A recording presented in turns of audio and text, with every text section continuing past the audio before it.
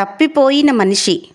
మేధావిని అని విర్రవీగే మానవుడు నేడు మానవత్వం లేని మనిషిగా తప్పిపోయాడు. సాంకేతికను సాధించి సహాయం చేసే మనసును పోగొట్టుకున్నాడు. ఆధునికతను అభివృద్ధి చేసే క్రమంలో ఆరోగ్యాన్ని కోల్పోతున్నాడు. ప్రపంచీకరణను చేసినవాడు ప్రకృతిని నిర్లక్ష్యం చేస్తున్నాడు. ఇంటర్నెట్ను రూపొందించినాడు, కానీ ఇంటివారితోనే సంబంధాన్ని తెంచుకుంటున్నాడు. వావి వరసలు మరిచి విధ్వంసం చేస్తూ వినాశనానికి దారితీసిన మానవుడు ఎప్పుడో మనిషిగా తప్పిపోయాడు. అధికారం అనే దాహంతో అన్యాయాలకు పాల్పడిన మనిషి విచక్షణ లేనివాడై విర్రవీగుతున్నాడు.